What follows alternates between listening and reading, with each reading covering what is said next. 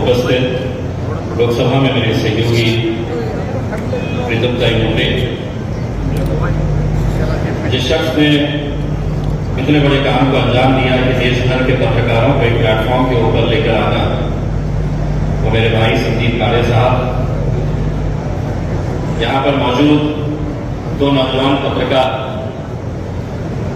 जिनके साथ मैंने पत्रकारिता की शुरुआत की थी, मंदार खंड से, आज से कई साल पहले G24 तास के अंदर हम लोग दोनों साथ में पत्रकार बोल के काम करते थे। मंदार उस वक्त मेरा बॉस था और बहुत ज्यादा बॉसिंग करता था। एक और नौजवान साथी विलास बड़े, मुझे मालूम नहीं है कि मोदी जी ने एक नारा दिया है कि देश के अच्छे दिन आने वाले हैं, लेकिन ऐसे नौजवानों को जब मैं देखता हूं, मंदार खंड से और विलास बड़े जैसे पत्रकारों को देखता हूं, तो यकीनन देश के और पत्रकारिता के अच्छे दिन आए हैं इन लोगों की वजह से। इस प्रोग्राम के अंदर मौजूद जनाब मुफ्ती हारून नकवी साहब, जो राष्ट्रीय अध्यक्ष है उर्दू मीडिया के, साथ ही साथ यहाँ पर अनिल मस्के साहब, दिव्या पाटिल मैडम और बहुत सारे पत्रकार जिनके नाम यहाँ पर लिखे गए हैं, लेकिन मैं सबका नाम ना लेते हुए सिर्फ इतना कहना चाहता हूँ कि अभी अभी प्रीतमताई ने कहा कि वो जल्दी इस वजह से नहीं आ सकी कि आज मन की बात उन्हें सुनना था। मैं प्रीतमताई को ये कहना चाहता हूँ, इतनी मर्तबा हमने आपके मन की बात सुने हैं, एक मर्तबा उनसे कहिएगा कि हमारे दिल की बात भी सुन ले। और विशेष तौर से पत्रकारों के दिल की बात तो एक मर्तबा सुन ही लीजिए। आप पत्रकारों के सामने आते नहीं है और बात नहीं करते हैं, हमारी भी बात कभी सुन लिया करिए। मुझे इस बात की खुशी है कि यहाँ पर संदीप ने जब मुझे बुलाया था तो उसने बड़ा जोर दिया था और ये कहा था कि मुझे यहाँ पर आना इसलिए जरूरी है क्योंकि मैं आप ही की बिरादरी से ताल्लुक रखता हूँ। और यकीन मानिए, अगर मैं पत्रकार नहीं होता, 24 साल की पत्रकारिता अगर नहीं करता, तो शायद राजनीति के ये 9 साल मैं टिक नहीं पाता। अगर मैं टिका हूं राजनीति के अंदर तो सिर्फ इस वजह से कि मेरा बैकग्राउंड कहीं ना कहीं आप लोगों से जुड़ा हुआ था, मैं पत्रकार था, इस वजह से राजनीति के अंदर आया। तो इसीलिए यहाँ पर जितने भी पत्रकार आए हैं वो ये मत समझो कि जिंदगी भर मुझे पत्रकार ही रहना है। ये सोच लो कि अगर मैं पत्रकार हूं और इम्तियाज जलील पत्रकार होकर आमदार बन सकता है, इम्तियाज जलील पत्रकार होकर खासदार बन सकता है, तो मैं भी बन सकता हूं। ये सोच लेकर कहता हूं, क्योंकि अगर हिम्मत है, हौसला है, आज के जिस दौर के अंदर हम गुजर रहे हैं वो आप अच्छी तरीके से समझ सकते हैं कि किस दौर से हम गुजर रहे हैं और उस दौर के अंदर पत्रकारों का रोल क्या होना चाहिए, पत्रकारों को किस तरीके से काम करने की आज वक्त की जरूरत है।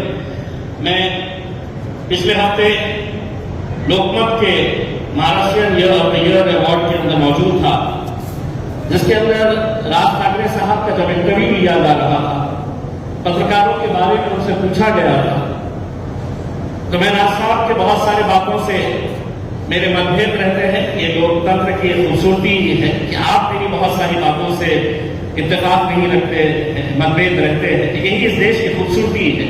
लेकिन उस दिन राज साहब ने जो बात कही पत्रकारों के बारे में, मैं भी पूरी तरीके से उस बात से सहमत हूं। और उन्होंने ये कहा कि आज का जो पत्रकार है, जो नौजवान पत्रकार है, उसके अंदर एक तड़प है कुछ न कुछ अच्छा करने की। वो कुछ न कुछ अपने इस माध्यम के जरिए कुछ अच्छा करना चाहता है। लेकिन उन्होंने एक बात कही कि उनका मालिक जो है वो बिक चुका है। और कहीं ना कहीं ये बात हमें कबूल करनी चाहिए। इस लोकतंत्र का अगर एक चौथा स्तंभ को ही अगर हम कमजोर कर देंगे तो ये लोकतंत्र कैसे टिक पाएगा। अगर आप ये कहेंगे कि इस देश के अंदर विपक्ष रहना ही नहीं चाहिए, तो वो लोकतंत्र कैसा रहेगा, वो तो हुकुमशाही हो जाएगी। लोकतंत्र का टिकाव हुआ है हमारे इस देश के अंदर, तो वो चौथा जो स्तंभ है जिसे हम मीडिया कहते हैं, जिसे हम प्रेस फ्रीडम कहते हैं, वो अगर कमजोर हो गया तो आप सोचिएगा ये लोकतंत्र किस तरफ जा रहा है, लोकतंत्र को कितना खतरा हो रहा है।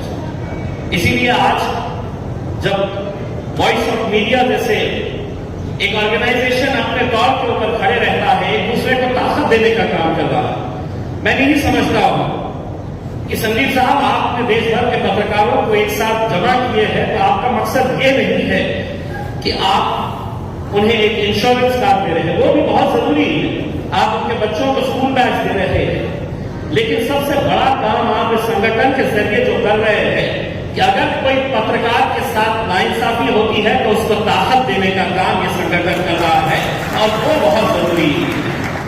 वरना हो क्या रहा है, आज कोई भी कंफर्म एम्प्लॉय बनकर काम नहीं कर रहा है, सब कॉन्ट्रैक्ट बेसिस के ऊपर काम कर रहे हैं। उसका नतीजा क्या हो रहा है कि मालिक को अगर आपकी स्टोरी पसंद नहीं आई तो वो दूसरे दिन कहेगा कि कल से तुझे आने की जरूरत नहीं है। वो कहीं पर भी जा नहीं सकता क्योंकि कॉन्ट्रैक्ट के ऊपर है। तो कॉन्ट्रैक्ट के ऊपर कैसी नाइंसाफियां हो रही है या आप अच्छी तरीके से समझ सकते हैं। तो ऐसे मौके के ऊपर, ऐसे वक्त के अंदर वॉइस ऑफ मीडिया जैसे संगठन एक साथ मिलकर अगर आ रही है और ये कह रही है कि तुम्हारी दुख के अंदर मैं खड़े रहूंगा, तुम्हारी तकलीफ के साथ मैं खड़े रहूंगा, तुम्हारे साथ नाइंसाफी हो रही है तो मैं तुम्हारे लिए लड़ूंगा, ये भावना के साथ अगर इतने सारे पत्रकार यहां पर इकट्ठा होते हैं तो सिर्फ ऐसे ही इकट्ठा नहीं हुए हैं, उन्हें ये मालूम है कि इस संगठन के जरिए कुछ न कुछ अच्छा काम हो रहा है, इसीलिए आज यहां पर आए हैं। दोस्तों, आज के इस दौर में सच बोलने की बहुत जरूरत है और आपको ये मंत्र हमेशा जपते रहना है। अगर पत्रकार अगर अपने रास्ते से भटक गया तो क्या उसका नतीजा हो रहा है। आज कोई भी बड़े दुर्भाग्य के साथ ये कहना पड़ रहा है, ये सच्चाई है। उसी इंटरव्यू के अंदर राज ठाकरे साहब ने यह भी कहा था कि एक आखिरी जो पिलर था बचा हुआ, एक आखिरी जो पत्रकारिता की एक अच्छी एक इंस्टीट्यूशन बची हुई थी एनडीटीवी के रूप में, उसे भी अडानी साहब खरीद लेकर गए। अगर इतने बड़े बड़े संस्थाओं को, अगर इतने बड़े बड़े मीडिया हाउसेस को अगर आज कॉर्पोरेट खरीद रहा है तो क्या आप समझते हैं ये ईमानदारी से पत्रकारिता कर पाएंगे? कहीं ना कहीं इन्हें अपने मालिकों को खुश करने का है, कहीं ना कहीं इन्हें अपना जो कमर्शियल इंटरेस्ट है उसे प्रमोट करना है। इसी वजह से आज सबसे पहला काम जो किया गया वो ये किया गया कि मीडिया को हम कैसे अपने हाथ में ले सकते हैं, और ये काम सरकार या तो खुद कर रही है या उनके जरिए जितने भी कॉर्पोरेट इंटरेस्ट रखने वाले लोग हैं वो कर रहे हैं। हम तो ये कहते हैं कि अडानी के पास इतना पैसा है कि आप और हम अंदाजा नहीं लगा सकते। क्यों तुम अपना एक मीडिया हाउस खुद नहीं शुरू करते हैं? तुम क्यों दुकान लगा के बैठे हुए हैं और ये कह रहे हैं कि मैं हर एक की कीमत रखता हूं, मैं हर एक को खरीदने की ताकत रखता हूं, और वही किया जा रहा है कि पैसा फेंको इसे खरीद लो, पैसा फेंको इसे खरीद लो। आज पूरे मीडिया के मेन हाउसेस जो थे वो कहीं ना कहीं किसी न किसी कॉर्पोरेट के हाथ में चले गए। लेकिन इसका मतलब ये नहीं है कि हर इंसान बिक चुका है।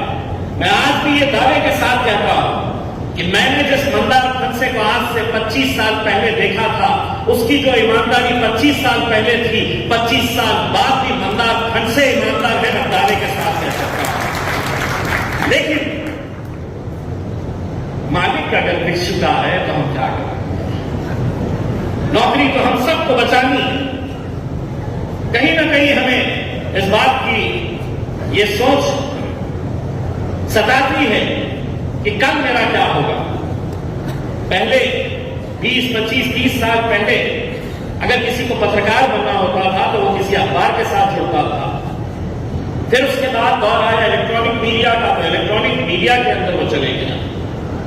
लेकिन आज अगर आप पत्रकारिता करना चाहते हैं तो आपकी एक इंडिपेंडेंट वॉइस भी हो सकती है सोशल मीडिया के जरिए, क्योंकि सोशल मीडिया आज जिस तरीके से मजबूत हुआ है, अगर आप देखेंगे द क्विंट प्रिंट, ये जो ऑर्गेनाइजेशंस सामने आए हैं इतनी दिक्कतों के साथ ये कैसे आगे बढ़ रहे हैं? कहीं ना कहीं ये ईमानदारी के साथ पत्रकारिता कर रहे हैं। लोगों को भी ये हो चुका है कि हर रोज में कब तक टीवी चैनल के ऊपर एक दूसरे के बीच में दरारें पैदा करने के डिस्कशंस में सुनते रहो, समाज के अंदर मतभेद पैदा करने के। किसी ने कुछ तो भी फालतू बयान दे दिया और उसके ऊपर आधा घंटा एक घंटा चर्चा हो रही है। मैं बड़े साहब में बताता हूं, मैं आपको ये बता दूं, मैंने 24 साल पत्रकारिता की, 12 साल में लोकमत के साथ था और 12 साल में एनडीटीवी के साथ था। मुझे आज भी याद है कि मुझे एनडीटीवी से एक असाइनमेंट दिया गया था कि जब प्याज की कीमतें 100 रुपये तक पहुंच चुकी थी तो उस वक्त मुझे एक असाइनमेंट एनडीटीवी ने दिया था कि एक प्याज का किसान, एक कांदे का किसान जो है वो फसल लगाता है और फसल लगाने के बाद वो प्याज जब आ जाती है उसको वो मार्केट में ले जाता है, पुणे के मार्केट यार्ड में। वहां पे कौन सा व्यापारी खरीदता है, कितने में खरीदता है, फिर छोटा व्यापारी उसे खरीदता है और वो कितने में खरीदता है और आखिर में जाकर घर तक एक प्याज पहुंचती है तो उसकी कीमत क्या होती है। एक स्टोरी कितनी देर की थी?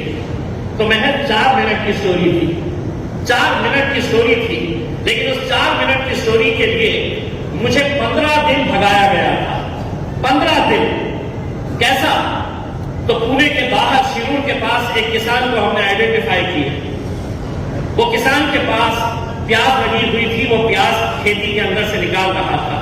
महज 20 सेकंड का शॉट लेना था, लेकिन सुबह 4 बजे उठ के हम वहां पर शिरूर के उस किसान के पास गए। एक दिन सिर्फ उस 20 सेकंड के शॉट को कवर करने के लिए कि किसान वहां पर अपने मजदूरों के साथ बैठ के खेत में से वो प्याज निकाल रहा है। वापस आ गए। दूसरे दिन वो अपने गोडाउन के अंदर प्याज को साफ करके रख रहा है। तीसरे दिन वो प्याज उसके गोडाउन के अंदर तैयार है, एक ट्रैक्टर लाया गया है, वो ट्रैक्टर के अंदर है तो वो प्याज भरी गई है। हम वो ट्रैक्टर को फॉलो करते हुए शिरूर से हम मार्केट यार्ड पुणे के अंदर जाते हैं। प्याज लगाने की उसकी कीमत जो थी, कितने पैसे उसको लगे थे, उसको उगाने के अंदर उसकी मेहनत क्या गई थी। जब मार्केट यार्ड पहुंचते हैं तो वो प्याज की कीमत उसे कितनी दी जाती है। ताज्जुब होगा, आपको हैरानी होगी कि जो मार्केट यार्ड के अंदर बैठे हुए लोग हैं, आपको लगेगा ये किसान है, ये सब राजनीति से जुड़े हुए लोग हैं, ये राजनीति चलाने वाले लोग हैं। उस गरीब किसान को कितना पैसा दिया गया, धन्ना सेठ ने वहां पर व्यापारी ने कितने में वो प्याज खरीदा, फिर छोटे व्यापारी को कितने में दिया और घर पहुंचते पहुंचते वो प्याज की कीमत क्या हो गई। आज के दौर के अंदर बताइए कौन सा ऐसा चैनल है, कौन सा ऐसा अखबार है जो प्याज की कीमतों के ऊपर कोई अच्छी स्टोरी कर रहा है। आज किसान अगर मर रहा है तो आप बताइए कितने सारे अखबार हैं, कितने सारे टीवी चैनल हैं, क्या उसकी खबर बन के आती है? नहीं बनकर आती है। अगर एक किसान आत्महत्या कर रहा है, और ये हमारे सबके लिए बहुत ही दुर्भाग्य की बात होनी चाहिए। किसानों के बारे में हम बातें बहुत बड़ी बड़ी करेंगे, लेकिन महाराष्ट्र देश का वो राज्य है जहां पर सबसे ज्यादा अगर आत्महत्याएं किसानों की होती है तो वो इस महाराष्ट्र के अंदर होती है। ये कहीं ना कहीं हम सबको इसके बारे में सवाल उठाने की जरूरत है। मैं लोकसभा का सदस्य चुनने के बाद मला माहित आहे अनेक लोकांना हे प्रश्न पडला असेल 2019 मध्ये। अनेक पत्रकारांनी आपल्यामध्ये चर्चा करताना हे सांगितलं असेल, एकदा आमदार झाला तर त्याला खासदार व्हायचं आहे। शक्य आहे का? कोणालाही वाटलं नाही होतं की मी एकदा ऍक्सिडेंटल आमदार झालो होतो, मग खासदारकीसाठी उभे राहिलं तर अनेक पत्रकारांनी सांगितलं होतं शक्यच नाही।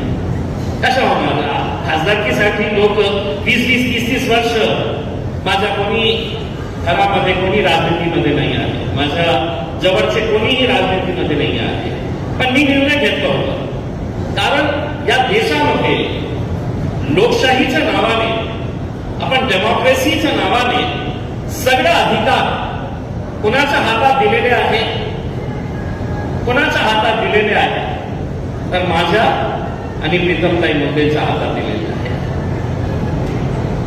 मी किती शिकलेला आहे मायने नाही, माझं एज्युकेशन क्वालिफिकेशन काय आहे एका सरकारी ऑफिसमध्ये पिऊनची नोकरी पाहिजे, पिऊनची, तर त्याच्यामध्ये अट असते की कमीत कमी 8वी 9वी शिकलेला. मला खासदार व्हायचे, मी अंगोठा छापी असला तरी मी खासदार होऊ शकतो. हे खरी गोष्ट आहे की नाही आहे?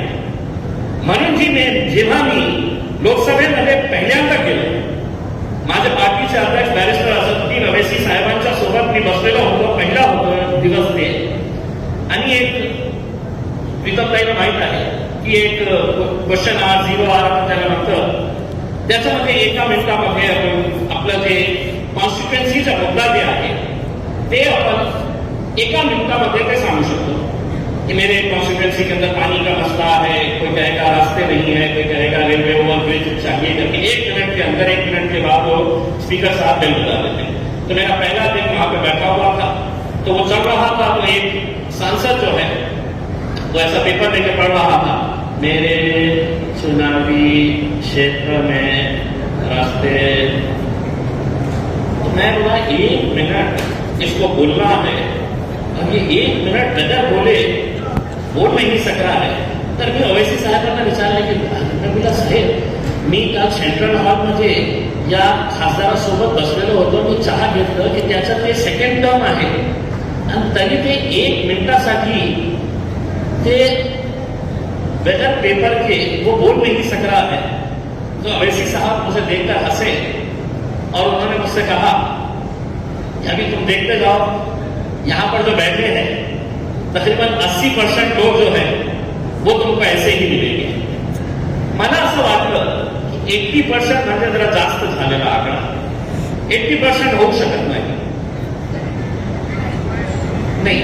त्यांचे काय आहे की त्यांचे 300 पेक्षा जास्त आहे. तर प्रीतमताई मला काय म्हणते 70. आणि मी आपल्याला स्पष्टपणे सांगतो की जेव्हा आम्ही पार्लमेंटचे सेशन्स अटेंड केलं तर ओवैसी साहेब खोटं बोलत होते.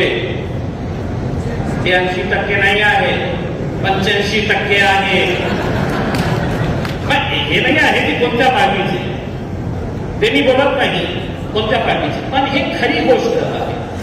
आज 10 ते 15% 15% जे मेंबर्स ऑफ पार्लमेंट आहे ते हाऊस करत आहे.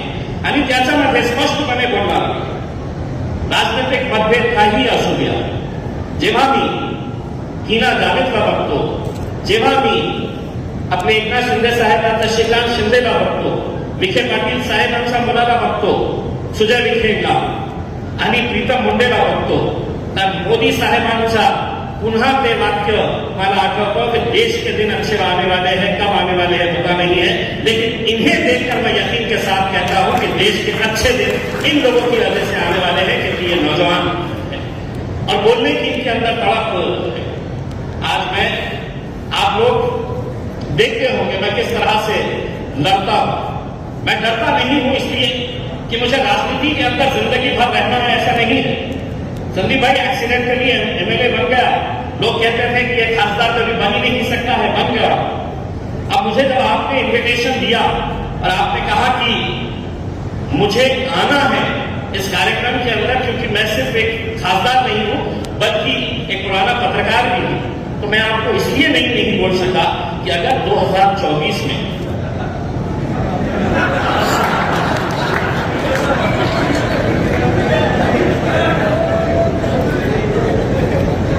मैं मेरे शहर के अंदर डाकुओं से घिरा हुआ हूं, तो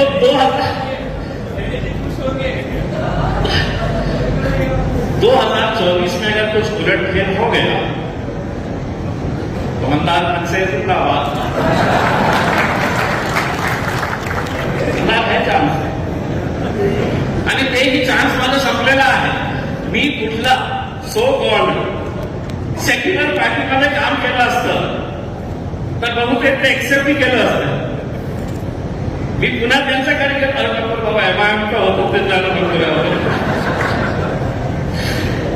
दोस्तों, आज बहुत जरूरी है कि हम सच के लिए लड़ते रहे, कितनी भी कठिनाइयां आ जाए, कितनी भी तकलीफें आ जाए.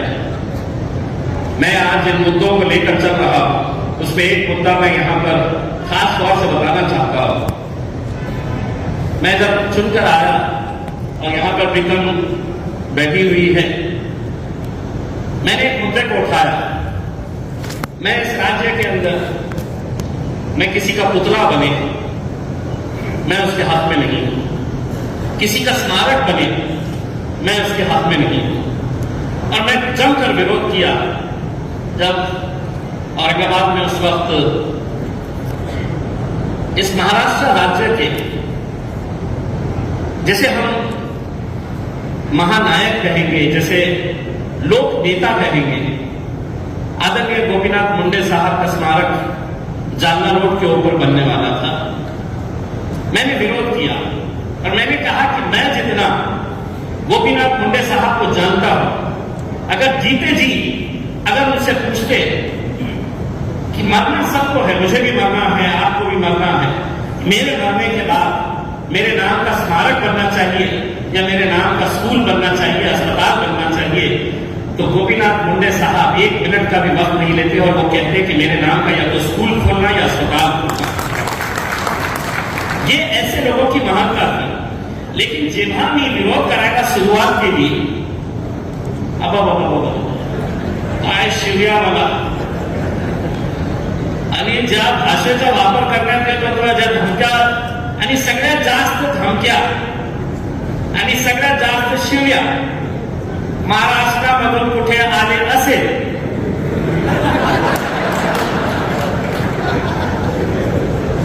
इतकं शिव्या बीड, अंबेजोगाई, परली, तरी सुद्धा मी माझा जे निर्णय होता त्याच्यामध्ये काही बदल केले नाही। मी कोर्टात गेलो, एक PIL फाईल केलं की माझ्या शहराला, माझ्या जिल्ह्याला एक हॉस्पिटल पाहिजे। आज मला अभिमान आहे की तिथे 400 बेडचे हॉस्पिटलचं काम आज तिथे सुरू आहे। त्याच जागेवर तिथे आपण स्मारक बांधणार होते आणि मी राजनीती काही असू द्या, मी सरकारला पत्र पाठवलेले आहे। मी जेव्हा उद्धव ठाकरे साहेब मुख्यमंत्री होते त्यांना पत्र पाठवले आणि हे एकनाथ शिंदे साहेब आणि देवेंद्र फडणवीस साहेबांनाही मी पत्र पाठवलेलं आहे की आता ज्या ठिकाणी स्मारक होणार होतो तिथे एक हॉस्पिटल सुरू होत आहे, त्या हॉस्पिटलचं नाव आदरणीय गोपीनाथ मुंडे साहेबांच्या नावाने ठेवायला पाहिजे। मी पत्र लिहून, अब राजनीति में ऐसा है कि जैसी पत्र लिखा तो लोगों ने बोले तुम्ही बीजेपीचे होते ना, मी म्हटलं नाही, ते लोक नेते होते आणि सर्वांचे नेते होते। आज ज्या घाणेरडी राजनीती आपण बघत आहे या राज्यामध्ये, हे महाराष्ट्राची संस्कृती नाही होती, कधीही नाही होती। आज गोपीनाथ मुंडे साहेबांचा, विलासराव देशमुखांचा साहेबांचा किंवा मनोहर जोशी साहेबांचा त्यांच्या काळातले राजनैतिक मतभेद काही असू द्या, पण कोणीही एकमेकांना अरेवारीच्या भाषामध्ये बोलत नाही होते। आज टीव्हीवर आपण काय भाषेचा वापर करत आहे, कुठे चाललेला आहे, राजनीती मध्ये इतक्या खालच्या पातळीवर जाणं म्हणजे हे महाराष्ट्राची संस्कृती कधी नाही होती, पण आपण दररोज हे बघत आहे। मैंने एक PIL ये फाइल किया था, दूसरा PIL मैंने फाइल किया जब मैंने बहुत लेवल के ऊपर लड़ा, तो मैंने ये कहा कि कोरोना के पीरियड के अंदर जितने सारे लोग मरे हैं वो सिर्फ कोरोना के वायरस की वजह से नहीं मरे हैं। हमारे पास अस्पताल थे तो डॉक्टर्स नहीं, डॉक्टर्स थे तो नर्सेस नहीं, नर्सेस थे तो इक्विपमेंट्स नहीं, और फिर हम बड़ी बड़ी बातें कर रहे थे कि हमने कितनी बड़ी सुविधाएं दिए हैं करके। मैंने दूसरा PIL हाईकोर्ट के अंदर यह फाइल किया कि जितने भी सरकारी अस्पताल है महाराष्ट्र के अंदर, पहले मैंने सिर्फ अपने जिले के हद तक किया कि इतने सारे वैकेंसीज वहां पर मौजूद है, और मैं वकील नहीं हूं, मैंने लॉ नहीं किया हूं, लेकिन मैं हाईकोर्ट के अंदर मैं ये केस पिछले 1.5 साल से खुद वकील बनकर खड़े रहकर मैं लड़ता हूं। और ये अदालत को मैंने बताया कि ये हमें हॉस्पिटल्स में जाने वाले लोग, मुझे अगर कुछ हो जाए तो देश का सबसे बड़े जो हॉस्पिटल्स है वो हमारे लिए मुफ्त है, मेरे लिए भी और प्रीतम भाई के लिए, क्योंकि हम खासदार हैं। लेकिन हमें खासदार बनाया किसने है? तो हमें खासदार आप लोगों ने बनाए हैं। अगर मैं कहूंगा कि मुझे बहुत अच्छा इलाज मिलना चाहिए और तुम मर जाओ, तुम्हारे पास पैसा है तो प्राइवेट हॉस्पिटल में चले जाओ। आज उस PIL का नतीजा है कि आज हाईकोर्ट ने यह आदेश किया है कि 31 सितंबर तक महाराष्ट्र के पूरे कॉलेजेस के मेडिकल हॉस्पिटल्स के अंदर क्लास 1, क्लास 2, क्लास 3, क्लास 4 ऐसे कुल मिलाकर 7,000 पोस्ट है, 7,000 पोस्ट अब महाराष्ट्र के हॉस्पिटल्स में अगर भरे जा रही है तो तुमच्या या खासदाराच्या PIL मुळे, जनहित याचिकामुळे, आणि परवा एक तिसरा PIL फाईल केलं. हे जे कॉन्ट्रॅक्ट वर्कर्स जे आहेत, आपणही कॉन्ट्रॅक्टवर असेल, ऑर्गनायझेशन एका ठेकेदाराला, ते ठेकेदार कोण, तर त्या अधिकाऱ्याच्या कोणता नातेवाईक, कोणत्या व्यक्ती, पुढारीचा मामा, भाजा, भतीजा, महानगरपालिका त्या कामगाराला 20,000 रुपये देतो. ते ठेकेदार त्या कामगाराला किती पैसे, तर 20,000 मधून 8,000, 10,000 कापून त्याला फक्त 10,000 रुपये. PF नाही, ESIC नाही, इन्शुरन्स नाही, काही नाही. मग ते बिचारा कामगार जेव्हा त्याच्याकडे ठेकेदाराकडे जातो तर ठेकेदार म्हणतो तू उद्यापासून यायचं नाही, तुम्हाला प्रश्न विचारतो. मग अधिकारीकडे जेव्हा ते जातो तक्रार घेऊन तर अधिकारी म्हणतो की तुझं नावच नाही आहे, तू आमचा कर्मचारी आहेच नाही. मग ते काय करणार? 10-12 वर्षापासून 10-12 वर्षापासून जे लोक काम करत आहेत, पगार किती? 8,000, 10,000, 12,000. अरे मिनिमम वेजेस ऍक्ट प्रमाणे पण नाही आहे. तर मी 1.5 वर्षापासून मी त्याच्यावर सखोल स्टडी करत होतो आणि 8 दिवसापूर्वीच मी तिसरा एक PIL हायकोर्टमध्ये फाईल केलेला आहे. आता त्याचे नोटिसेस बजावण्यात आलेला आहे आणि मी आपल्याला स्पष्टपणे सांगतो की येणाऱ्या काळामध्ये जितके कॉन्ट्रॅक्टवर वर्कर्स आहेत त्यांचा खूप फायदा याच्यामुळे होणार आहे. फक्त आपल्याला ये सांगू इच्छितो कि आज के इस दौर के अंदर अच्छी पत्रकारिता करिएगा. पत्रकारों की वैसे भरमार हो चुकी है, बहुत पत्रकार हो चुके हैं और एक नया दौर भी आ गया है यूट्यूब वाले पत्रकार जो सिर्फ मोबाइल लेके जो चल रहे हैं. मेरे शहर में मुझसे इतनी मोहब्बत करते हैं, कहीं पर एक्सीडेंट हो गया तो सीधा जाके पूछते इम्तियाज जलील आया था क्या, आग लगी बिल्डिंग के तो फायर ब्रिगेड आई थी क्या, नहीं पूछते इम्तियाज जलील आया था क्या.